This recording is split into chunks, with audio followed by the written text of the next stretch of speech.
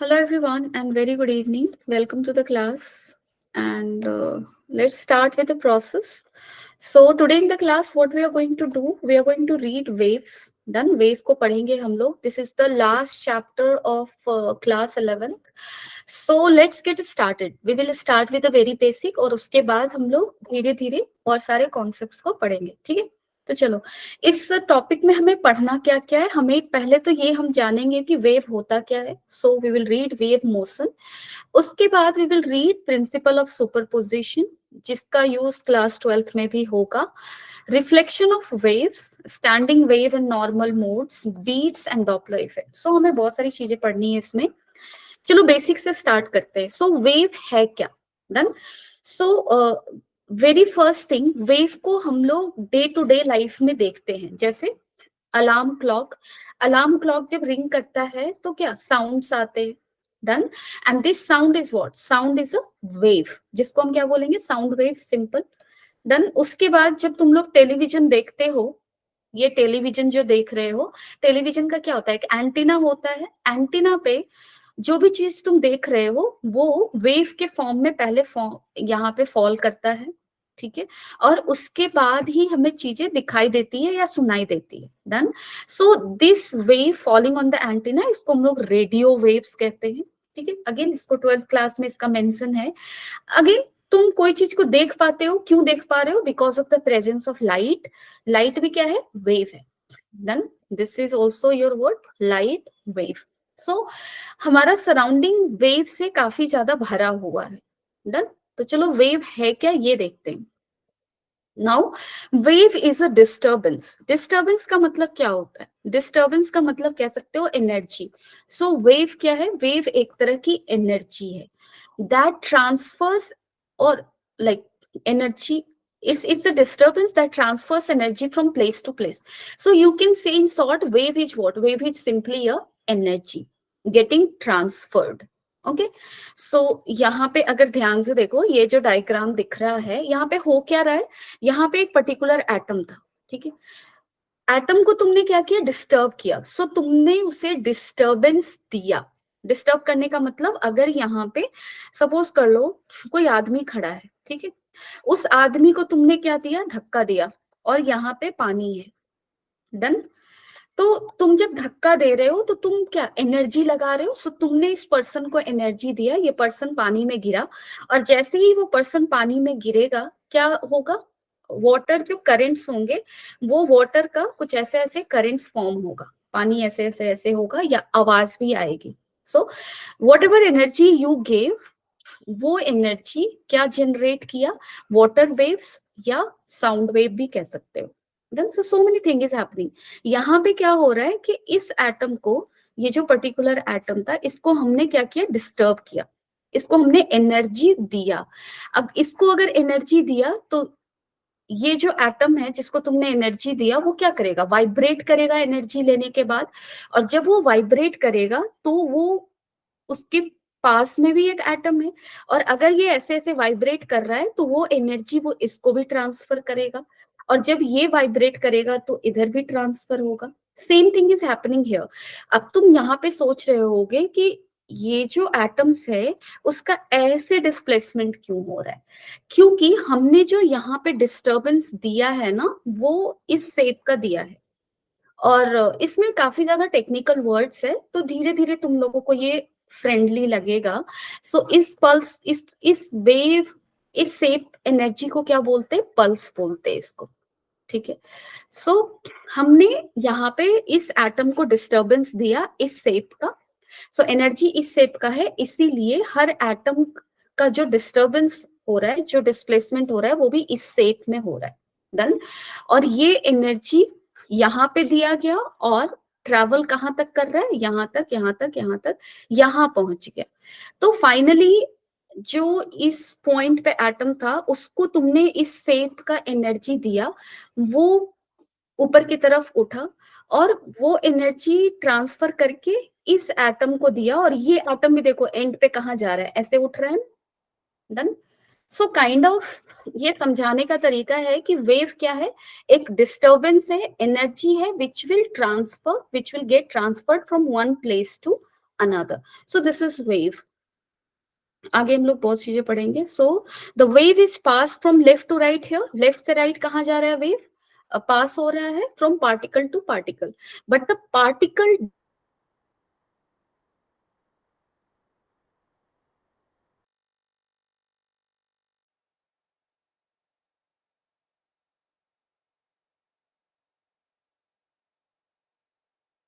did not move from. लेकिन कोई भी पार्टिकल कोई भी पार्टिकल जब तुम्हारा मूव हो रहा है वो इधर की तरफ मूव नहीं हो रहा, यानी कि वो ओरिजिनल प्लेस से डिस्प्लेस नहीं हो रहा horizontally, it is only moving vertically. Done. So यहाँ पे सिर्फ वर्टिकल मोशन है. अब चलो आगे देखते हैं और भी. सो अब यहाँ पे देखो, यहाँ पे ये ऐसे क्यों मूव कर रहा है पार्टिकल्स, क्योंकि यहाँ पे जो हमने डिस्टरबेंस दिया है ना, वो डिस्टरबेंस भी इस शेप का है, इस शेप का है. ठीक है. सो वो काइंड ऑफ कुछ ऐसे शेप का है. डन. एंड देखो यहाँ पे ये जो पाइप है, इसके ऊपर ग्रीन कलर की एक एटम रखी हुई है. डन. और ये जो पाइप है वो कैसे मूव कर रहा है, वो ऐसे गया फिर ऐसे आया. उसके साथ साथ ये एटम भी कैसे मूव किया, ऐसे मूव किया और ऐसे आया. डन. एंड दिस एटम जब ये वाइब्रेट करेगा, ऊपर जाएगा और नीचे आएगा, same vibration it will pass on to the next atom, and these atoms will move on like this. Okay. So यहाँ पे जो भी डिस्टरबेंस ग्रीन एटम को दिया गया वो ट्रांसफर हुआ अलोंग द लेंथ, और वो कहाँ पहुंच गया, इस ग्रीन एटम तक पहुंच गया. डन. सो अगेन यहाँ पे भी हमने एनर्जी दिया और वो एनर्जी का ट्रांसफर हुआ one place to another. And इस ट्रांसफर में what was the common thing ये था कि यहाँ पे भी अगर तुम एटम्स के डिस्प्लेसमेंट को देखो, तो जो भी एटम है, यहाँ पे जो एटम है वो वर्टिकली ही मूव कर रहा, हॉरिजेंटली कोई भी एटम मूव नहीं कर रहा. डन. सो एटम्स अपने पोजीशन पे अप एंड डाउन जा रहा है, लेफ्ट एंड राइट नहीं जा रहा. This is important. Okay. So particle motion कैसा हो रहा है, ऐसा हो रहा है. डन.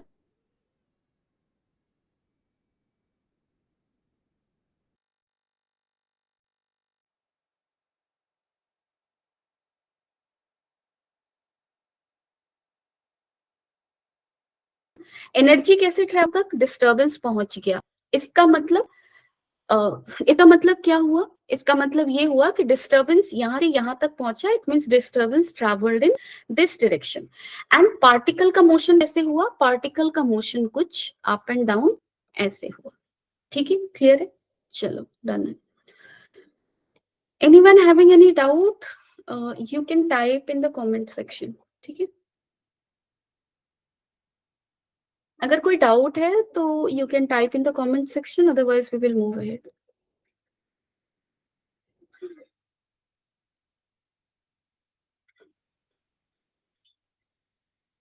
ओके.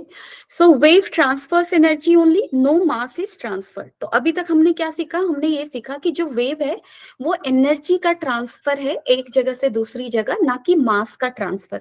मास का ट्रांसफर होता तो ग्रीन पार्टिकल जो यहाँ पे है वो फिजिकली ट्रेवल करके यहाँ तक पहुंचता. डन. लेकिन ऐसा हो नहीं रहा. इसका मतलब किसका ट्रांसफर हो रहा है, एनर्जी का. मास का ट्रांसफर नहीं हो रहा. मास सिर्फ अपनी ओरिजिनल पोजीशन पे एक पर्टिकुलर डायरेक्शन में मूव कर रहा है, और वो डायरेक्शन तुम्हारा क्या है, अप एंड डाउन का है. ठीक है. चलो. So now we will read wave motion. अभी तक हमने वेव को थोड़ा थोड़ा पढ़ा कि वेव है क्या. So wave is simply energy that will travel from one place to another place. And one place से अनदर प्लेस जब वेव ट्रैवल करेगा, उसके बीच में अगर मीडिया है तो मीडिया का भी सर्टेन काइंड ऑफ मोशन होगा, that we saw just now. अब हम लोग डिटेल में और देखेंगे. अभी देखेंगे types of waves, propagation of waves, equation of waves, basic terms in waves, speed of transverse wave and speed of sound wave. ठीक है. तो चलो इसको कवर करते हैं. अब देखो टाइप ऑफ वेव में क्या क्या है, according to medium for propagation. So कुछ वेव्स ऐसे होते हैं जिनको ट्रैवल करने के लिए, यानी कि कुछ एनर्जी ऐसी होती है जिसको ट्रैवल करने के लिए मीडिया चाहिए. लेकिन कुछ एनर्जी जैसे लाइट ऐसी एनर्जी है जिसको ट्रैवल करने के लिए मीडिया की जरूरत नहीं है. Done. So based on media हम लोग वेव को डिफरेंट डिफरेंट कैटेगरी में डिफाइन करते हैं। मैकेनिकल वेव कैसा वेव है? मैकेनिकल वेव एक ऐसा वेव है जो कि प्रोपगेशन के लिए मीडिया को रिक्वायर करता है, ठीक है। So that is mechanical wave. And one is your electromagnetic wave, जिसको ट्रैवल करने के लिए मीडिया की जरूरत नहीं है, इसको नॉन मैकेनिकल वेव भी कह सकते हैं। और तीसरा है मैटर वेव, जो कि हमें 12th क्लास में पढ़ना है और क्लास 11th केमिस्ट्री में भी पढ़ना है। मैटर वेव जब तुम लोग एटॉमिक स्ट्रक्चर पढ़ रहे होगे वहां पे पढ़ना है वो, ठीक है। सो चलो अब मैकेनिकल वेव को पहले पढ़ते हैं। सो मैकेनिकल वेव क्या है? Requires a medium to travel.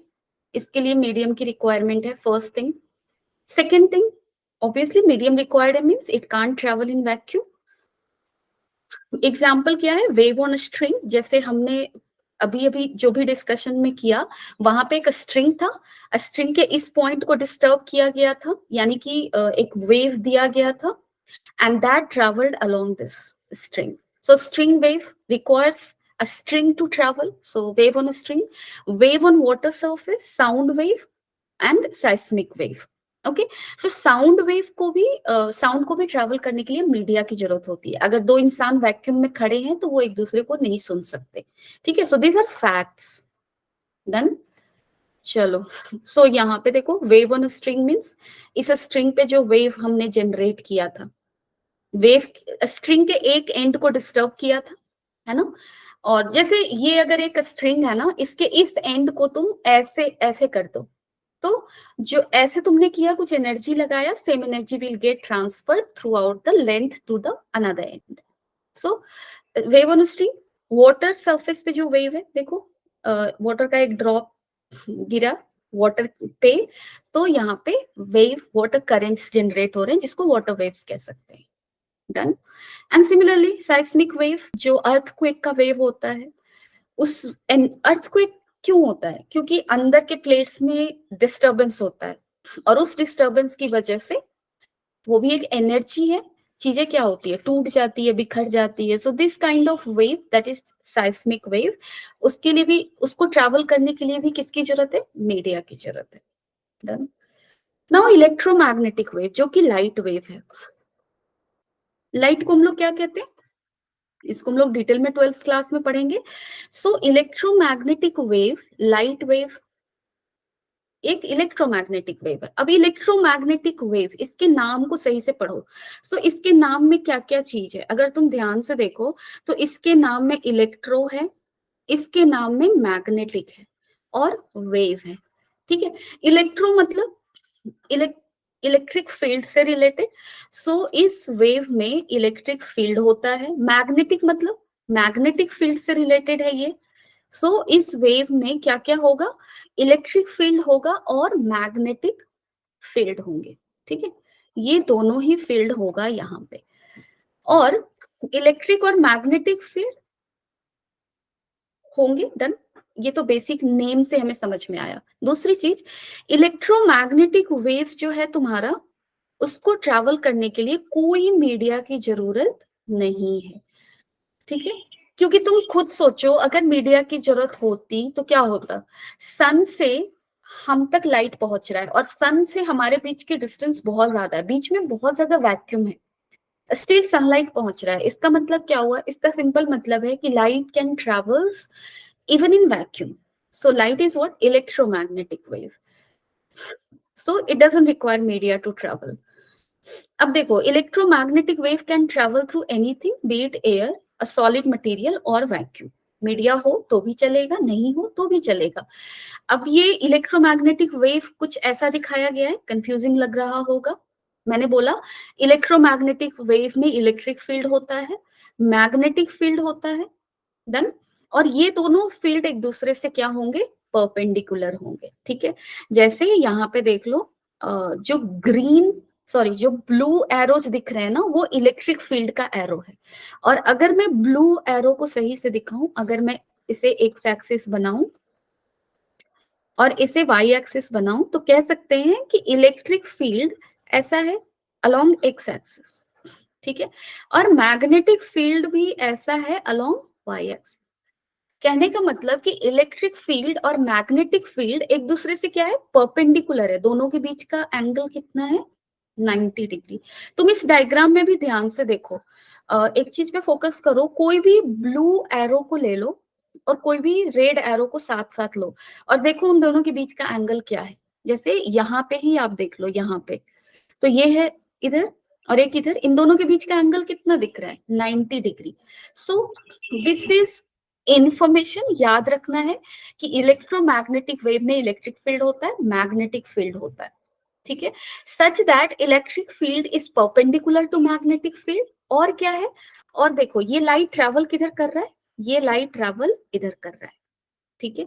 सो अगर तुम ध्यान से देखोगे तो इलेक्ट्रिक फील्ड और मैग्नेटिक फील्ड एक दूसरे से परपेंडिकुलर है, प्लस इलेक्ट्रिक फील्ड और मैग्नेटिक फील्ड एक दूसरे से परपेंडिकुलर हुआ और लाइट के ट्रैवल करने का डायरेक्शन जो है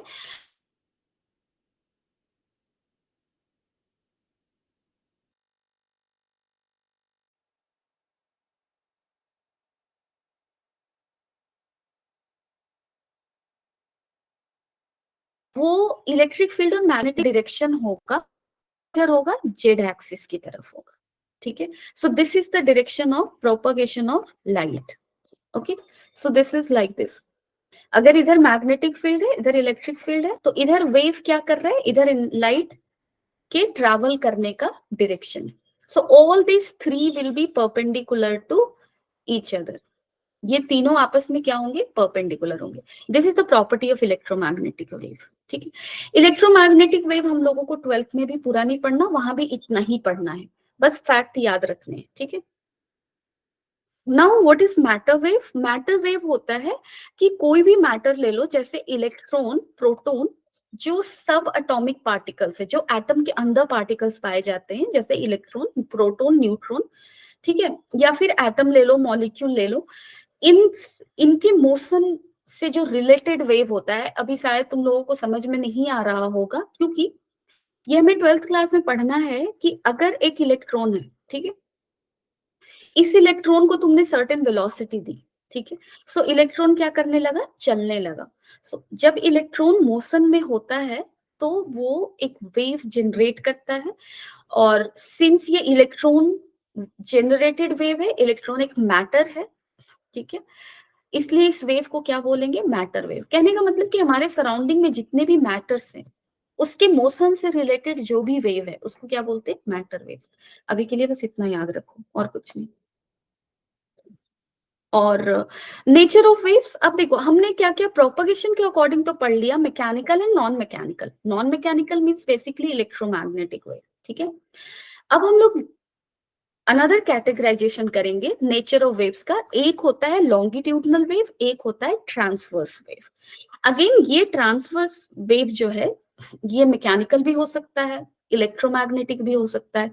ये लॉन्गिट्यूडनल वेव क्या होगा, मोस्टली मैकेनिकल होगा ये, ठीक है। अब चलो देखते हैं, वैसे हम लोगों को ये देखना है कि लॉन्गिट्यूडनल वेव का मतलब क्या है, ट्रांसवर्स वेव का मतलब क्या है, ठीक है।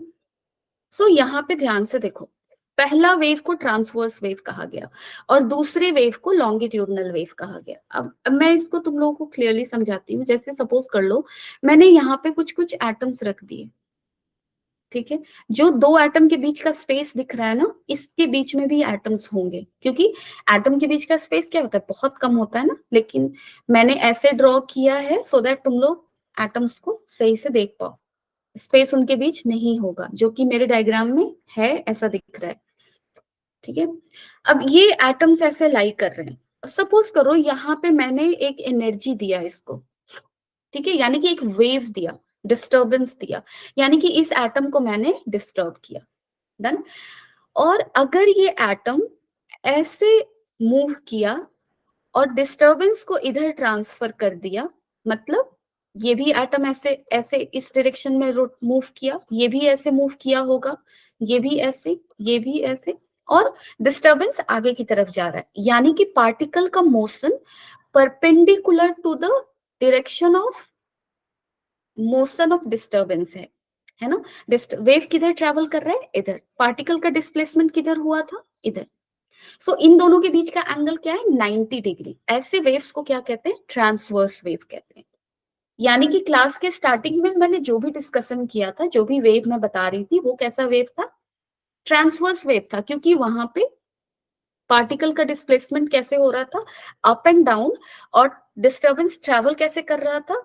Towards right. सो इन दोनों के बीच का एंगल कितना है? 90 degree. So this is transverse wave. अब सपोज कर लो सेकंड केस में ऐसा हुआ, अगेन यहाँ पे एटम्स थे ऐसे, और मैंने यहाँ पे डिस्टरबेंस कुछ ऐसे दिया, ठीक है? मैंने इस एटम को कुछ ऐसे डिस्टर्ब किया कि ये एटम क्या हुआ, इसकी तरफ गया, ऐसे इस तरफ गया, ठीक है? सो यहाँ पे ये एटम इसके पास आया, डन। और इसके पास आने के बाद ये एटम के पास ये एटम है ना, यहाँ पे एक और एटम है।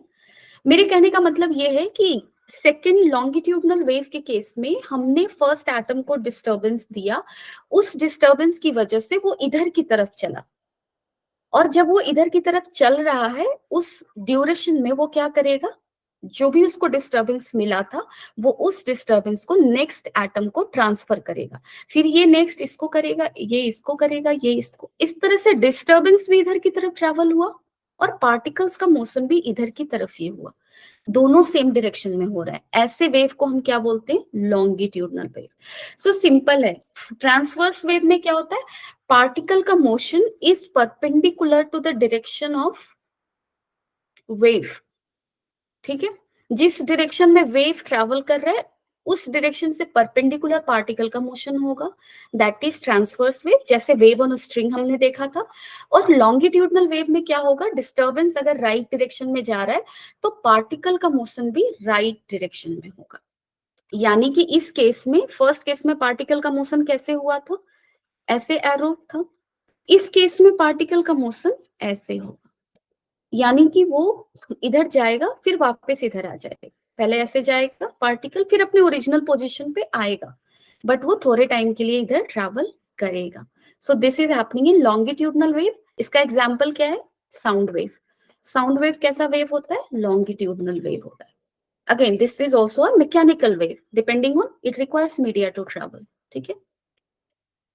चलो लॉन्गिट्यूडनल को और देखते हैं ध्यान से। लॉन्गिट्यूडनल वेव में होता क्या है? Particle motion is parallel to the direction of propagation of wave, है ना, अभी अभी हमने देखा। सो यहाँ पे देखो इस वेव को ऐसे दिखाया गया है, जैसे सपोज कर लो हमने, हमारे पास ये एक कॉलम है, ठीक है? इस कॉलम में क्या था? इस कॉलम में गैसेस थे, ठीक है?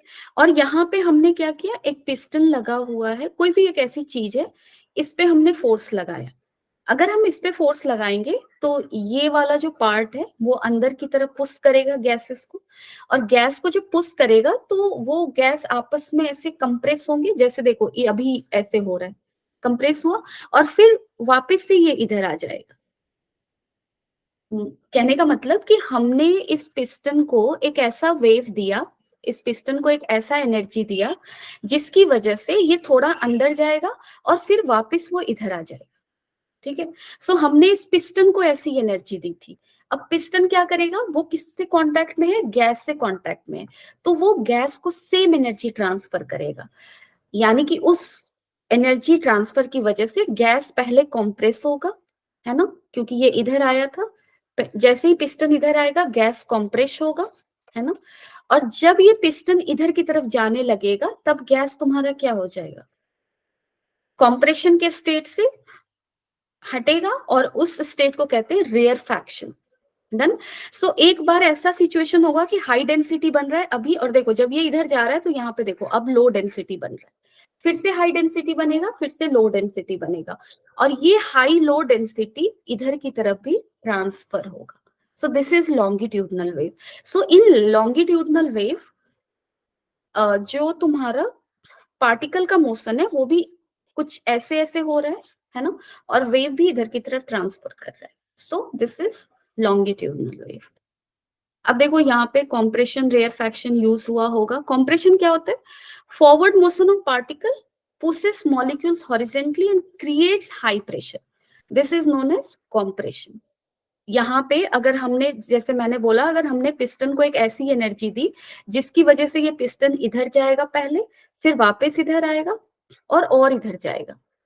सो पिस्टन का मोशन ऐसे ऐसे है, वो इधर की तरफ जा रहा है, फिर ऐसे आया, फिर इधर आया, फिर ऐसे, फिर ऐसे।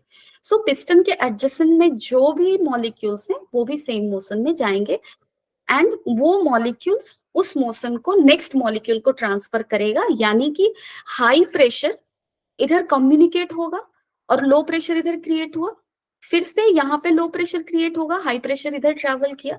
सो compression mean high pressure zone जो कि ट्रैवल कर रहा है इस डायरेक्शन में, rarefaction means low pressure zone जो कि ट्रैवल कर रहा है अगेन इस डायरेक्शन में। So rarefaction and compression is basically getting created here, done because of this piston thing moving in this sense, done. So the forward motion of particle pushes molecules horizontally and creates high pressure, and this high pressure region is called what? Compression, done है? अब देखो backward motion को हम क्या बोलेंगे? Backward retraction of the particle, क्योंकि ये particle को इधर पुश किया, अब जैसे ही ये पिस्टन इधर आएगा, देखो ये पार्टिकल क्या हुआ, वापस से इधर की तरफ जा रहा था, तो एक rarefaction, low pressure region create हो रहा है, उसी को हम क्या बुलाते हैं? रेयर फैक्शन बुलाते हैं। So compression is high pressure region, rarefaction is low pressure region, ठीक है। चलो, in longitudinal wave, each element of the media undergoes a compressive strain. Again, ये strain क्या होता है? A strain होता है basically change in length by length. यानी कि ऐसे भी मत समझो, अगर तुम्हें मैथमेटिकली नहीं समझना है तो स्ट्रेन का मतलब क्या हुआ कि कोई भी एक टेंशन जैसी चीज क्रिएट हुई है ना, यहाँ पे क्रिएट हो रहा है क्योंकि गैस के मॉलिक्यूल्स जो ऐसे ऐसे थे वो ऐसे ऐसे रह नहीं रहे, कभी काफी ज्यादा ऐसे प्रेस किए जा रहे हैं और कभी ऐसे किए जा रहे हैं, मतलब उनको डीकॉम्प्रेस किया जा रहा है, दोनों चीज हो रहा है, done. So they are under different kind of stress, done. So यहाँ पे कॉम्प्रेसिव स्ट्रेन भी जनरेट हो रहा है जब वो कॉम्प्रेस हो रहे हैं, डन। और क्या हो रहा है? फ्लूइड्स, यानी कि सबसे पहले मैं ये बताना चाह रही हूँ यहाँ पे, इस स्टेटमेंट का एक सेकेंड, इस स्टेटमेंट का मतलब ये है कि लॉन्गिट्यूडनल वेव तभी ट्रैवल कर पाएगा, जैसे इस मीडिया के थ्रू लॉन्गिट्यूडनल वेव क्यों ट्रैवल कर पाया? इसलिए क्योंकि इट वाज पॉसिबल कि इस मीडिया को हम कंप्रेस कर सके। अगर सपोज कर लो मीडिया बहुत ज्यादा टाइट है, बहुत रिजिड है, कि वो कंप्रेस नहीं हो रहा, अगर वो कंप्रेस नहीं होगा तो हम लॉन्गिट्यूडनल वेव को ट्रांसफर नहीं कर सकते उस मीडिया के through, done. So this is a fact कि लॉन्गिट्यूडनल वेव में each element of media undergoes A compressive strain, compressive strain को वो सफर करेगा। और हमारा ये नेचुरल ऑब्जर्वेशन है कि fluid as well as solid can sustain compressive strain, और कॉम्प्रेसिव स्ट्रेन दोनों में ही जनरेट हो सकता है, फ्लूइड में भी हो सकता है, सॉलिड में भी हो सकता है, यानी कि लॉन्गिट्यूडनल वेव को हम फ्लूइड में भी ट्रांसफर कर सकते हैं और सॉलिड में भी ट्रांसफर कर सकते हैं। Therefore longitudinal wave can be propagated in all elastic media, सारे ही इलास्टिक मीडिया में ट्रांसफर कर सकते हैं, ठीक है। क्योंकि इलास्टिसिटी हमने पहले भी पढ़ा था, mechanical properties of solid and fluid मैंने पढ़ा है उसको, so that is very important topic. Again now transverse wave को देखते हैं, तो ट्रांसवर्स वेव को तो हमने बहुत ज्यादा देखा, इसलिए अब मैं जस्ट तुम लोगों को इसके थ्रू लेकर चलूंगी।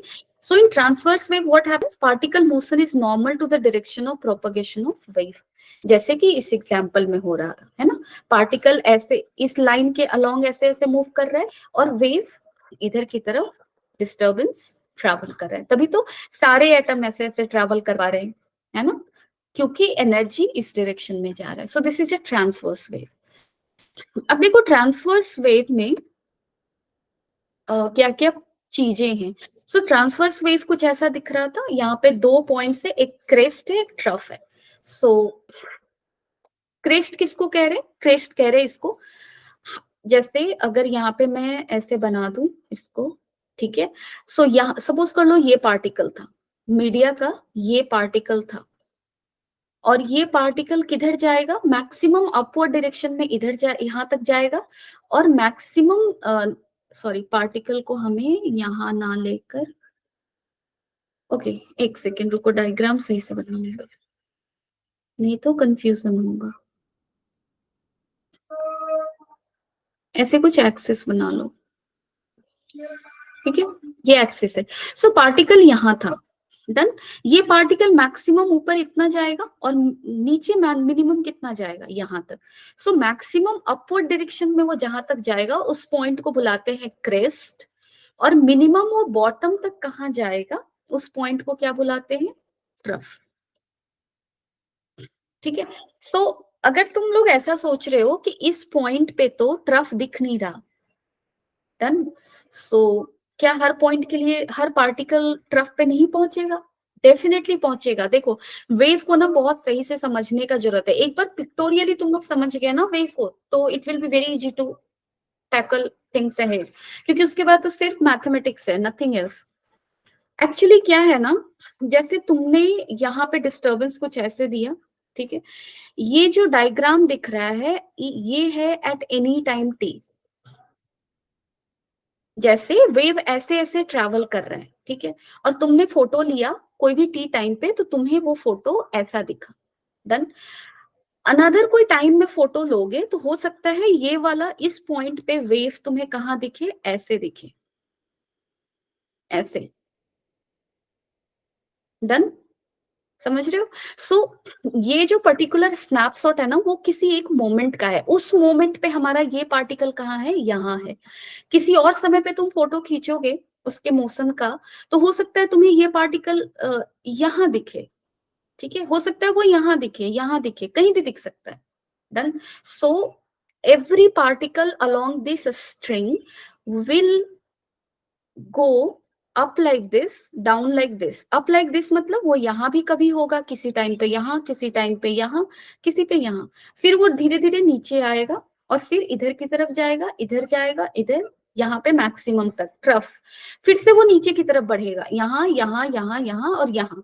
अब यहाँ आके वो फाइनली अपना शांति से बैठ जाएगा, अगर और कोई डिस्टर्बेंस इधर से नहीं आ रहा तो, ठीक है। क्योंकि अगर हमने एक बार इसको डिस्टर्ब किया तो ये फिर ऐसे मोशन करके यहाँ पे रेस्ट में हो जाएगा, लेकिन अगर इस पॉइंट को अगर मैं डिस्टर्ब करती रहूं तो कंटिन्यूअसली हम उसको एनर्जी दे रहे हैं, तो ये पॉइंट जो है वो कंटिन्यूअसली ऐसे मोशन में रहेगा, ठीक है।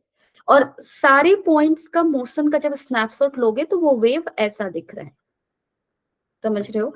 I am just trying to make you understand.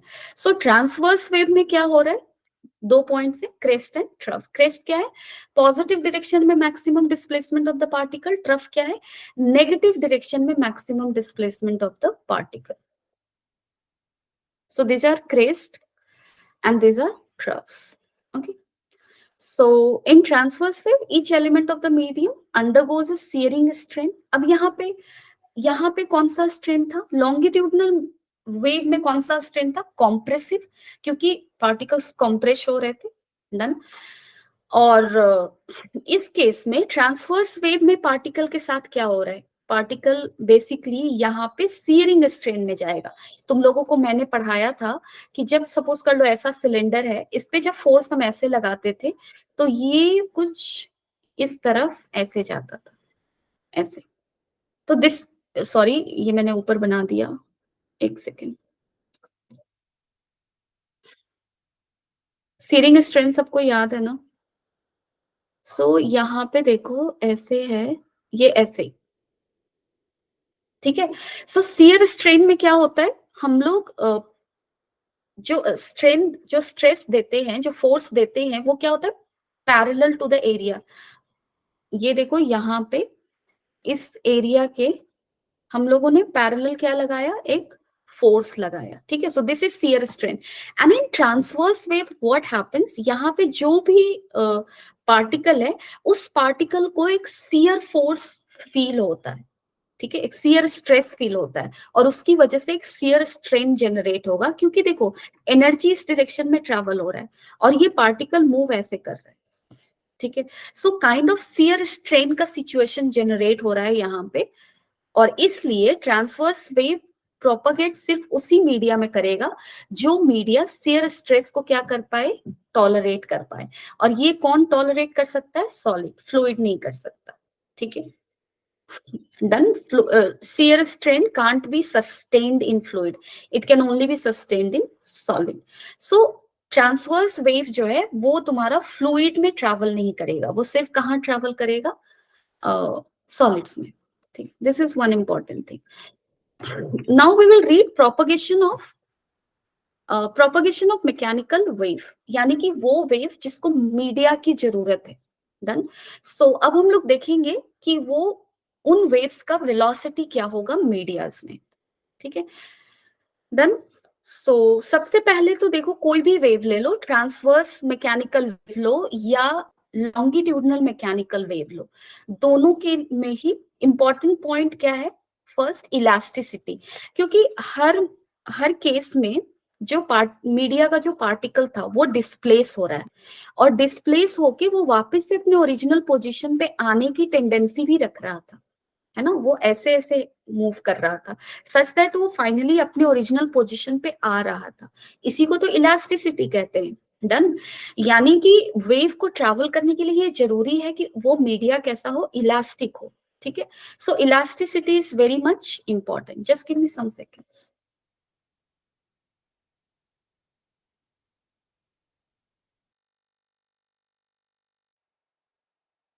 ठीक है, सो मैकेनिकल वेव के को ट्रैवल करने के लिए what is important, important is your elasticity of material. Elastic होना चाहिए मीडिया को, तभी ये वेव ट्रैवल करेगा। दूसरा क्या है, इनर्शिया, यानी कि उस मीडिया के मास से भी रिलेटेड होगा वेव का मोशन। डन। सो इनर्शिया कैसे, जैसे देखो कोई भी चीज का, जब कोई एक हेवी फुटबॉल है, ठीक है, हेवी फुटबॉल को तुम्हें मूव करने के लिए बहुत ज्यादा स्ट्रॉन्ग किक मारना पड़ेगा। क्यों, क्योंकि वो हेवी है, उसका मास ज्यादा है, इसलिए हम कहते हैं कि उसका इनर्शिया ज्यादा है, उसका टेंडेंसी है ज्यादा रेस्ट में रहने का। डन। और इसको अगर रेस्ट से डिस्टर्ब करना है तो तुम्हें स्ट्रॉन्गर किक लगाना पड़ेगा। डन। सो अगर मीडिया का इनर्सिया बहुत ज्यादा है तो क्या होगा, वो अपने पोजीशन से एक तो हिलना नहीं चाहेगा, है ना, तुम चाहे इसको कितनी भी एनर्जी दे दो, वो एनर्जी लेकर वो अपने पोजीशन से हिलना पसंद नहीं करेगा। डन। सो इनर्सिया, पहली चीज तो कि इनर्शिया इतना स्ट्रॉन्गर नहीं होना चाहिए, और दूसरी चीज कि पार्टिकल के पास कुछ ना कुछ मास तो होने भी चाहिए, ये भी जरूरी है, so that it can receive energy and because of that energy it can vibrate. Done. So contradictory है थोड़ा सा कि पार्टिकल का मास उतना भी हेवी नहीं होना चाहिए सो दैट वो जो भी डिस्टर्बेंस मिला है वो उसको सेक नहीं कर पा रहा, और दूसरी चीज उस पार्टिकल का को मासलेस भी नहीं होना चाहिए। अगर वो मासलेस होगा होगा तो एनर्जी वो स्टोर कैसे करेगा, एनर्जी स्टोर करने के लिए उसको मास कंटेनिंग होना भी जरूरी है। Done. So kind of particles should have inertia so that they can store energy and overshoot their mean position. So inertia should be balanced, I'm telling. अब यहाँ पे देखो, ऐसे ही था ना, देखो अब ध्यान से देखो, यहाँ पे एक डायग्राम भी दिया हुआ है, ये सारे एटम्स हैं मीडिया के। ठीक है, ये सारे रेड क्या है, एटम्स है मीडिया के। हमने क्या दिया इसको, डिस्टरबेंस दिया। उस डिस्टरबेंस की वजह से देखो देखो सारे रेड एटम्स कैसे मूव कर रहे हैं, कैसे मूव किया, यहाँ का एटम पहले ऊपर की तरफ बढ़ा था, फिर ऐसे गया, और वापस से ये इधर जाएगा। ठीक है, और अगर यहाँ पे डिस्टरबेंस कंटिन्यूअसली आता जाएगा तो ये कंटिन्यूअसली इस लाइन पे ऐसे मूव करता जाएगा। This is again transverse wave. ठीक है, चलो। So material properties responsible for mechanical wave propagation is what, elasticity and inertia. Done. Elastic भी होना चाहिए और उसको इनर्शिया भी उसके पास होना चाहिए। जैसे ये वाला जो डायग्राम पहला दिख रहा है वो ट्रांसवर्स वेव का है। देखो ये पार्टिकल को एक स्प्रिंग से कनेक्ट करके दिखाया है।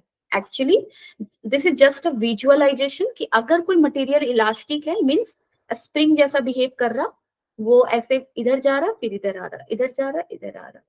ये है लॉन्गिट्यूडनल वेव, इस केस में क्या हो रहा है, देखो कभी वो पास आ रहा है हाई प्रेशर रीजन क्रिएट कर रहा है, और जब दूर जा रहा है तो कैसा है, रेयर फैक्शन क्रिएट हो रहा है।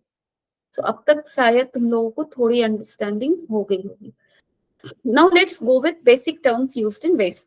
अब ये इस टॉपिक से हमें क्या पता चला कि वेव के प्रोपगेशन के लिए, मैकेनिकल वेव के प्रोपगेशन के लिए क्या जरूरी है, मीडिया का इलास्टिक होना और मीडिया के पास बैलेंस्ड इनर्शिया होना। ठीक है, दो चीजें।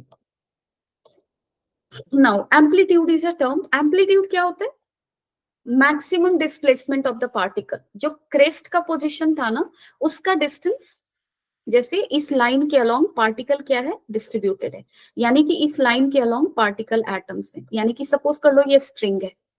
ठीक है, सो स्ट्रिंग मतलब उसमें उसके पास बहुत सारे एटम्स होंगे। अब इस एटम का मैक्सिमम डिस्प्लेसमेंट यहां तक हो रहा है, अगर वेव का शेप ऐसा है। ठीक है, so this is called amplitude. Maximum displacement is called what, amplitude. Wavelength क्या होता है, so wavelength is a bit tricky thing, और इसको मैं सही से समझाऊंगी। Distance between two nearest point in a wave which are in the same phase of vibration.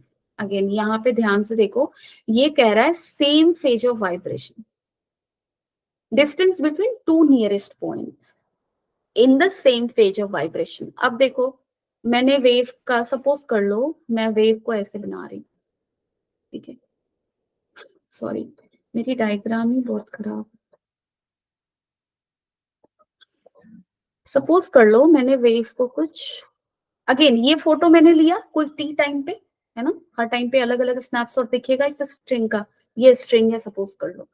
ठीक है, सो अगर तुम ध्यान से देखो, तो जो भी टाइम पे मैंने फोटो लिया है उस टाइम पे यहाँ का पार्टिकल यहाँ पे है, और यहाँ का पार्टिकल यहाँ है, यहाँ पे पार्टिकल रेस्ट में है, जीरो डिस्प्लेसमेंट दिख रहा है, और यहाँ का पार्टिकल यहाँ है, यहाँ यहाँ है, सो ऑन। समझ रहे हो ना, ये स्नैपशॉट कैसे बना है, पार्टिकल के मोशन से ही बना है, बिकॉज ऑफ डिस्टर्बेंस।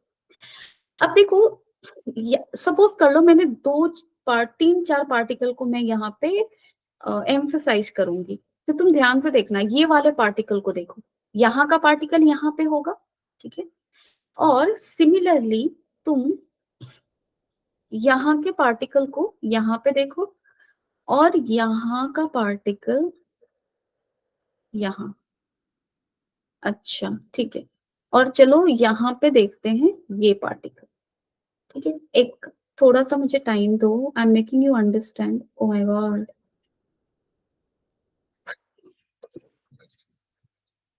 सॉरी, एक second, just give me some time, okay, I did a blunder. So मैंने क्या किया था, यहाँ पे स्ट्रिंग था, ये स्ट्रिंग है, इस पे वेव का डिस्टर्बेंस ट्रेवल किया, उसका स्नैपशॉट हमने लिया था, वो कुछ ऐसा आया था। डन, मैं इस पॉइंट पे फोकस कर रही थी, फिर सिमिलर यहाँ से इतने ही डिस्टेंस पे एक पॉइंट मैंने लिया, नहीं ये सही नहीं जा रहा, इस पॉइंट को फोकस करो, और यहाँ पे इस पॉइंट को। अब देखो कौन कौन से पॉइंट को मैं फोकस करने के लिए बोल रही हूँ, मैं उसका नेम रख देती हूँ। ठीक है, ये 1, ये 2 और ये 3। अब तुम देखो मैंने क्या किया, इन तीनों पॉइंट्स का डिस्प्लेसमेंट, यहाँ पे इस पॉइंट का, इस पॉइंट का और इस पॉइंट का, तीनों का ही डिस्प्लेसमेंट क्या है, सेम है। ठीक है, इतना डिस्प्लेसमेंट है तीनों पार्टिकल का। सो वेवलेंथ में क्या बोला है, distance between two nearest point in a wave which are in the same phase. अब देखो डिस्प्लेसमेंट सेम है, मतलब क्या, यहां से यहां तक 1 और 2 के बीच का डिस्टेंस वेवलेंथ होगा, या 1 और 3 के बीच का डिस्टेंस वेवलेंथ होगा। We need to look at it carefully. अब देखो वन पार्टिकल का टेंडेंसी क्या है, वन पार्टिकल वेव कैसे जा रहा है, वन के थ्रू ऐसे, सो वन का टेंडेंसी है इसके बाद नीचे की तरफ आने का, है ना। और यहाँ पे देखो ये जो वेव है, यहाँ पे जो वेव है, इस पॉइंट पे वेव कैसे जा रहा है, ऊपर की तरफ जा रहा है ना। सो इस पॉइंट का टेंडेंसी है और ऊपर की तरफ जाने का, कह सकते हैं। ठीक है, I am just trying to make you understand. और इस पॉइंट का टेंडेंसी अगर वेव के शेप के अकॉर्डिंग देखो तो टेंडेंसी है और नीचे जाने का। डन।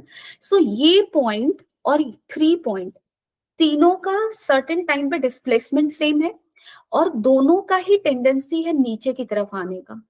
तो हम कहेंगे कि wave particle 1 and particle 3 are in same phase.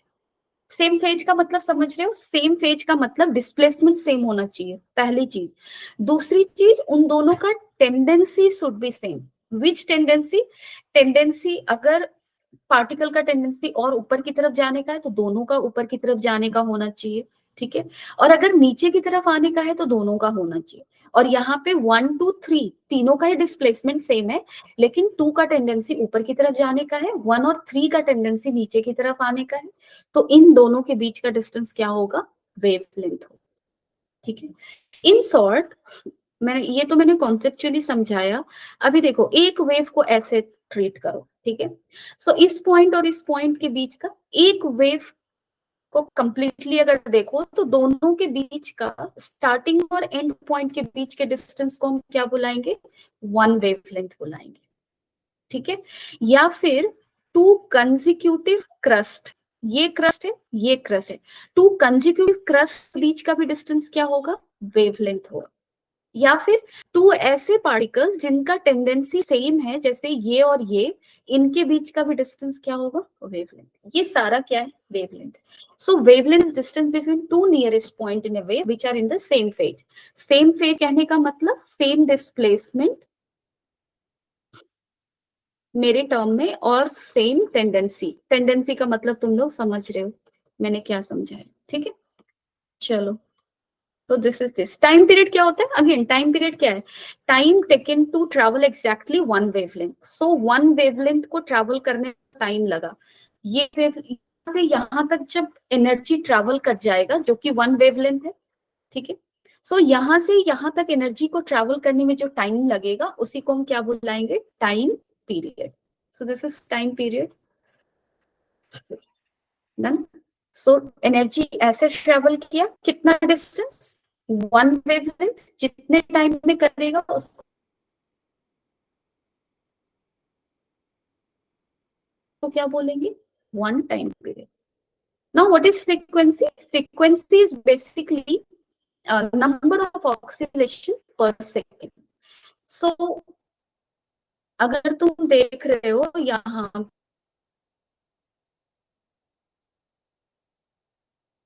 पे, जैसे ऐसे ऐसे एनर्जी एनर्जी की तरह ट्रांसफर ट्रेवल कर रहा है, ऐसे आगे की तरफ जा रहा है।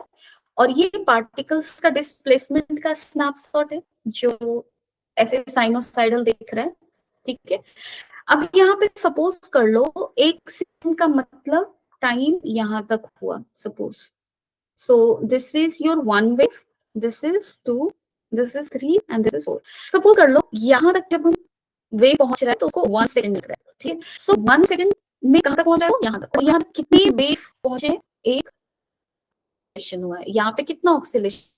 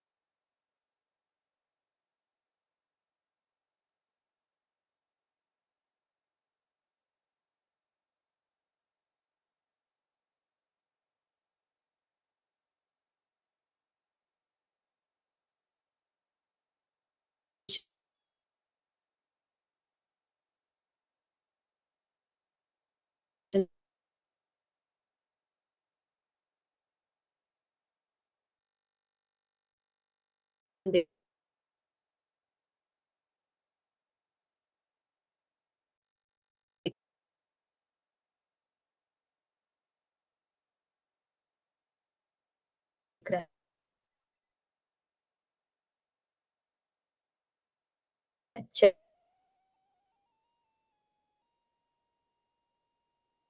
चार।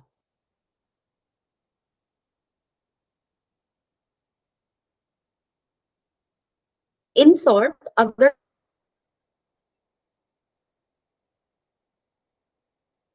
तुम मैथमेटिक्स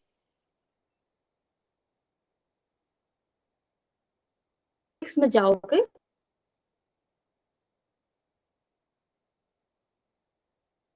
तो फ्रीक्वेंसी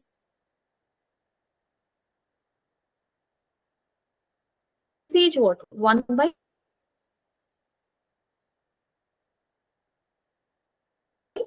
पीरियड। कैसे?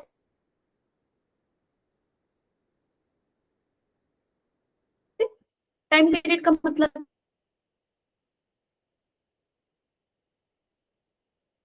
क्या था? टाइम पीरियड का मतलब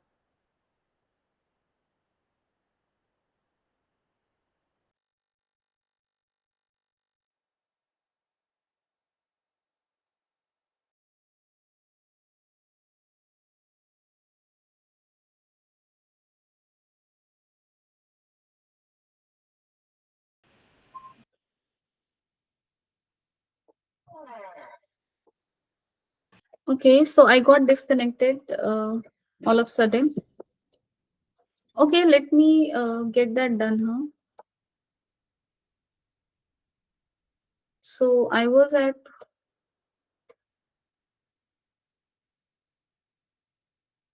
okay, give me some time, please.